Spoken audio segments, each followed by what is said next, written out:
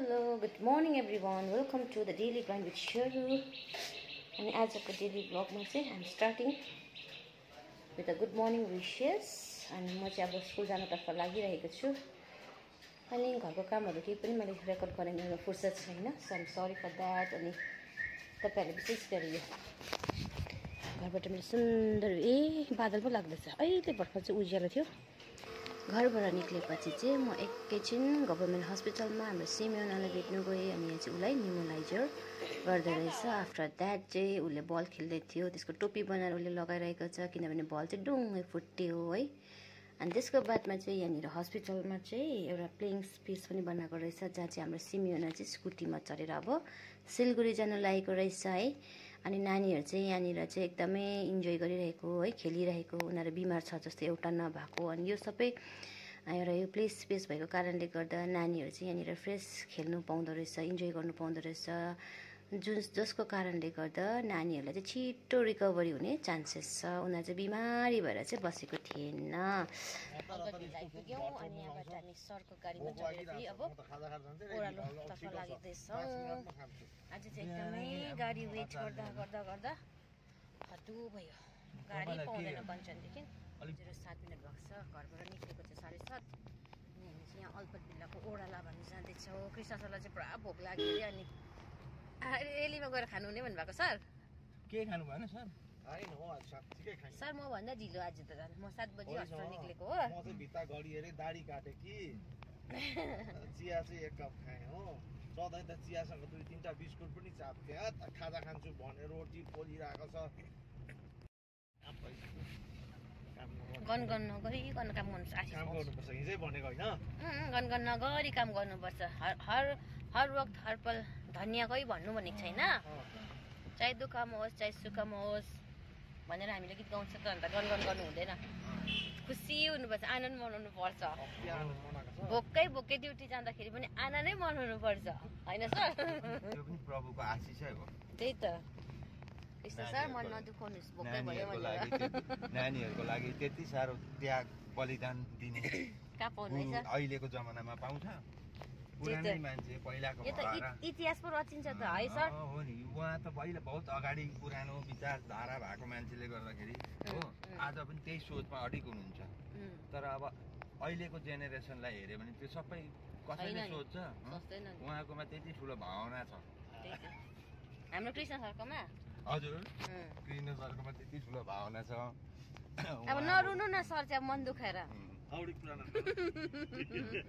एक पल एक मिनट एक सेकेन्डको पनि उहाँलाई महत्त्व छ हो. स्कुलमा ठिक समयमा पुग्नु, नानीहरूलाई शिक्षा दीक्षा राम्ररी दिनु. चाहे नानीहरू 2 जना होस् लाई चाहिँ हामी एकदमै आदर गर्छौँ, सम्मान गर्छौँ. जस्तो एउटा सिपाहीले हो सिमानामा बसेर हाम्रो भारतवासीहरूको रक्षा गर्छ त्यस्तै उहाँले शिक्षाको क्षेत्रमा त्यसरी नै नानीहरूको लागि उहाँले यति ठुलो योगदान दिनुभएको छ. त्यसको लागि चाहिँ अब के यो शब्दकोशमै छैन. उहाँको त्यो जुन चाहिँ कर्तव्य पालाइन्छ त्यसलाई चाहिँ हामी शब्दकोशबाट बाहिर राख्न सक्छौँ. त्यति ठुलो उहाँको योगदान छ. अन्त त्यस्तो हाम्रो कृष्ण सर सुन्नुहुँदैछ सर? तपाईँ खुसी हुनुपर्छ पो त. एकदम खुसी ह्याप्पी छु नि. यस्तो मजाको ब्रेकफास्ट पाएको छ. हामीलाई गाडीमा लानुहुन्छ ल्याउनुहुन्छ. यस्तो चाहिँ हामी भ्यूहरू हेर्दै जान्छ. हामी माइन्ड फ्रेस हुनुपर्छ. हत्केलीमा राखेर हामीले अब सेवा दिइरहेको छौँ. सरकारको सिन्दुर परेको हामीले त्यो कर्तव्य चाहिँ पालन गरेको छौँ. खतरा खाएको डाइलग आउँछ.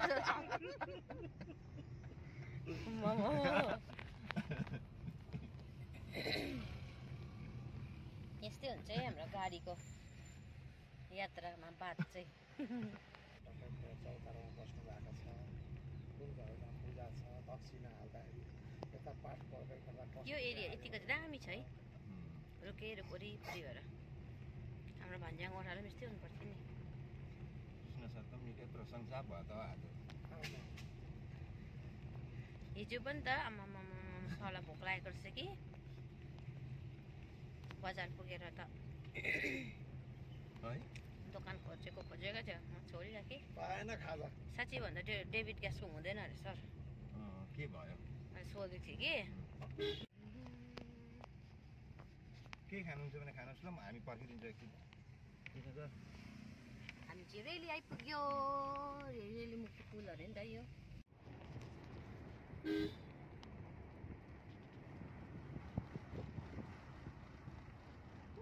पारि चाहिँ मिरिक देख्छ नि तर धुम्मको आलोले छल्लेछ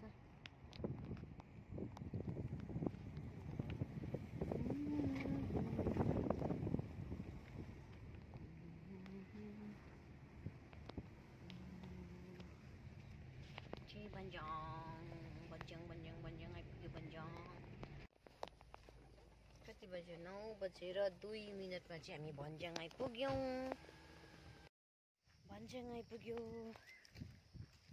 आया खुट्टाहरू काक्कुर्क हुन्छ अब यहाँबाट चाहिँ हामी फेरि 11 नम्बर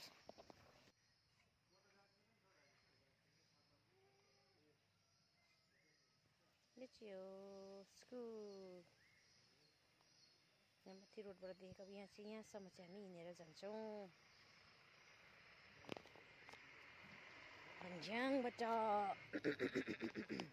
उकालो गयो भने चाहिँ गिडाब्लिङ सजिलो नि बुधबार पुग्नु यहाँबाट ओह्रालो भन्दा त यहाँबाट ओह्रालो चाहिँ हाम्रो ड्युटी आज त मेरो झर्दा कम्ती गरौँ होइन सबै झरेछ है पक्कै भएछ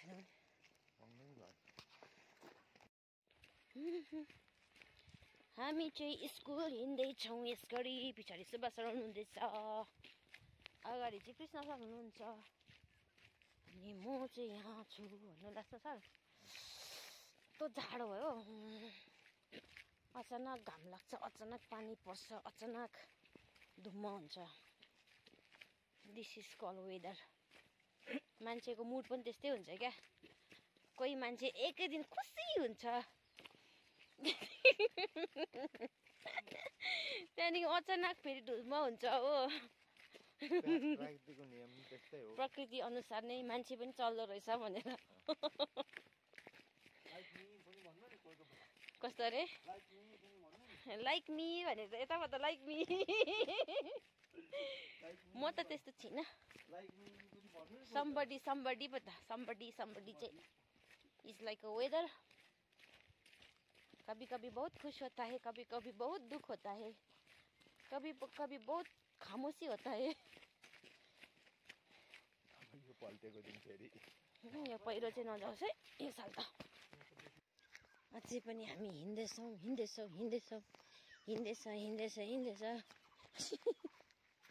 यो ठाउँमा यति दामी भ्यू थियो कि त्यो रुखहरूको तर यो माथिको बत्तीको तारले गर्दाखेरि चाहिँ काटेको छ यो रुखहरू नभए यति राम्रो देख्थ्यो नि अहिले यहाँबाट चाहिँ यहाँ पर चाहिँ हेल्थ सेन्टर तर हाम्रो चाहिँ अझै यहाँबाट जति आयो त्यति नै ओह्रालो जानुपर्छ हामी यति हिँडेर चाहिँ हाम्रो हेल्थ पनि राम्रो भएको होला हौ सायद अब त्यसरी हामी खुसी हुनु पऱ्यो रोड चाहिँ हामी जाँदैनौँ किनभने रोड चाहिँ अलिक परबाट हुन्छ त्यसले गर्दा हामी चाहिँ यहाँबाट सर्टकट लिन्छौँ 4 5 6 7 9 10 11 12 13 14 15 16 17 18 20 21 22 23 24 25 26 27 28 29 30 31 32 33 34 35 36 37 38 39 40 55 56 57 60 61 62 63 64 64वटा सिँढी रहेछ हौ अहिले उकालो सासमा फेरि म उडाइ चलिदिन्छु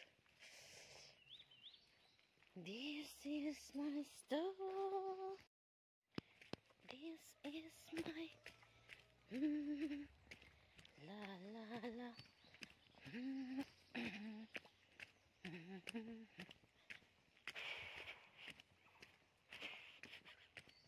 गरम महिनामा चाहिँ एनाकोन्डाहरू भेट्छ है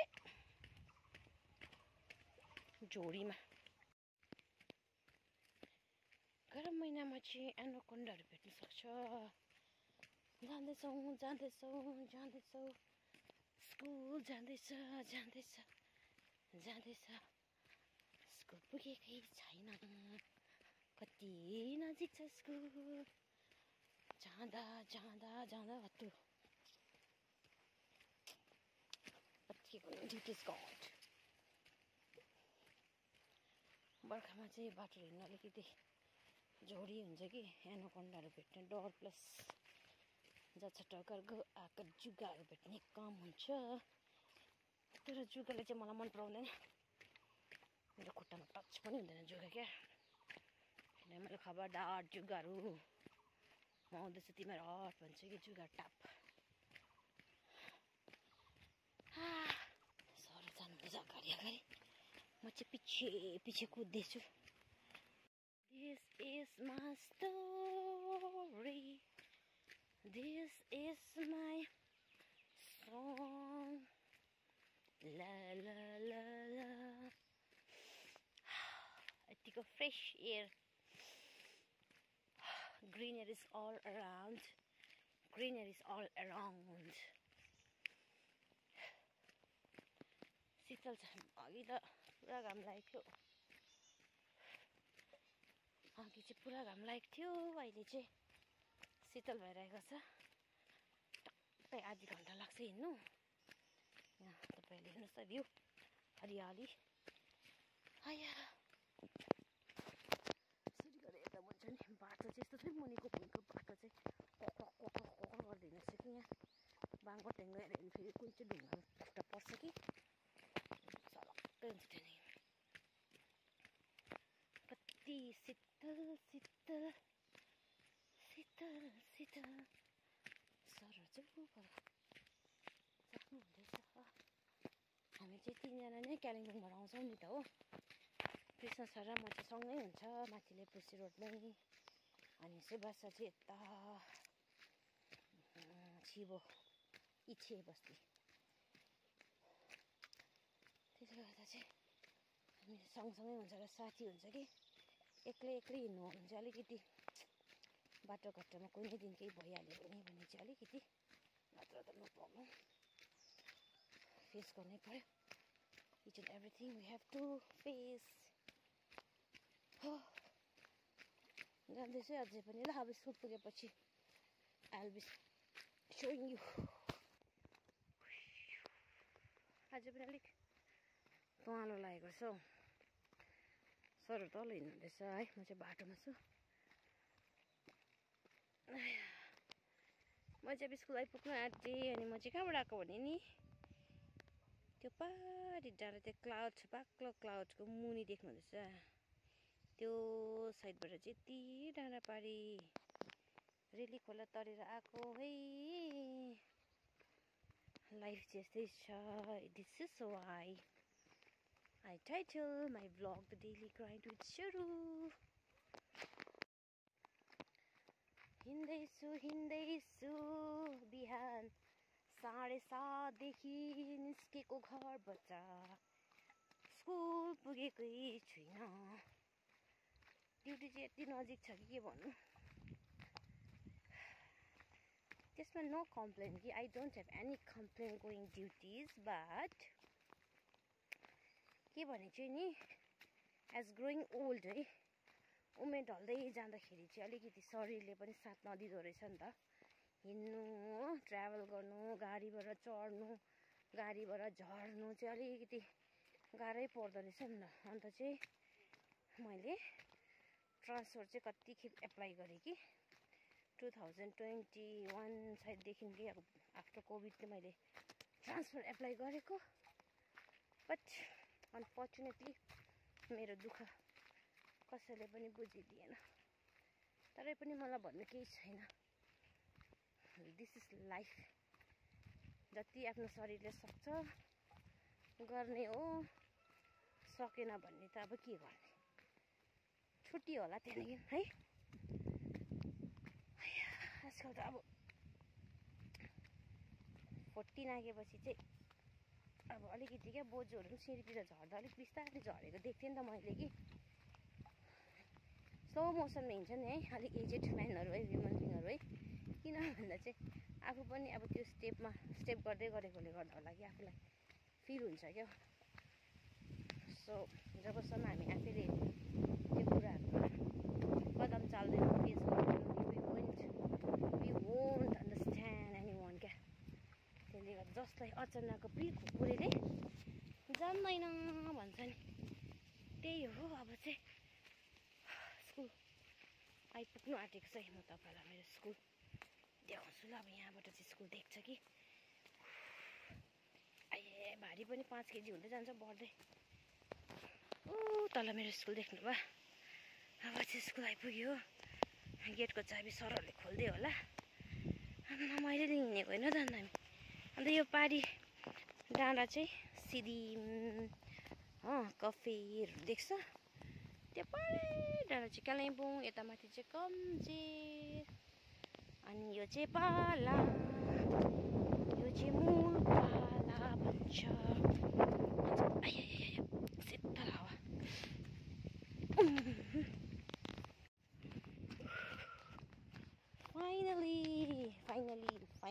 finally about to reach my पाठशाला सरहरूले गेट खोल्नु हुँदो रहेछ है मभन्दा अगाडि पुग्नु भयो नि त सरहरू म चाहिँ अलिक भिडियो गर्दै गर्दा चाहिँ बाटोमा हेर्दै हिँड्दाखेरि